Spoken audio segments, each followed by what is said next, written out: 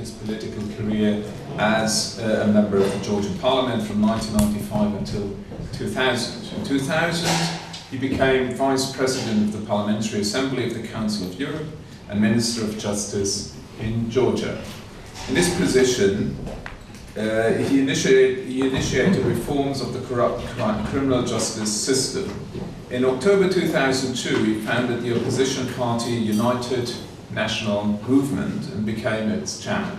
In the parliamentary elections, his party reached 2004 around 66% and therefore had the legislative majority.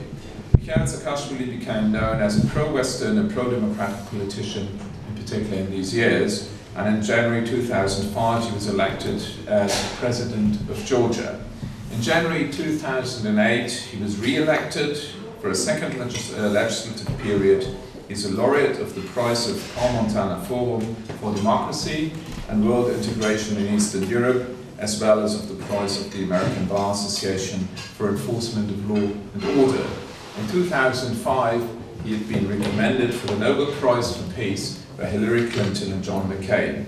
Dear Mr. President, it's an honor to have you here tonight. You have the floor.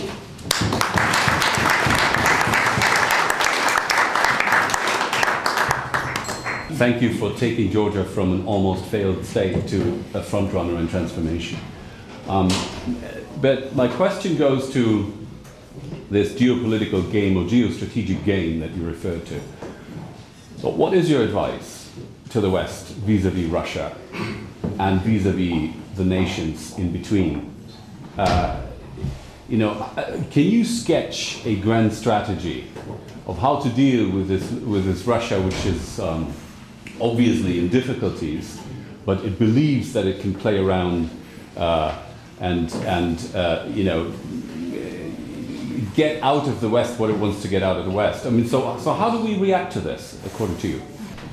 Misha, we are very proud that UNM is part of the EPP family for years now already. I mean, you look into the election results, actually the worrisome part is the low turnout, which means that the people don't think they can put their trust in political solutions for the country. And given the very difficult circumstances, the result was not too bad actually. And that also gives hope that opposition has a chance in Georgia. But when you look into, I'm interested in what you expect, what your expectations are for the next years, because economic growth has dropped.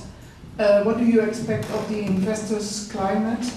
And when people don't see results of this new government, what could that mean?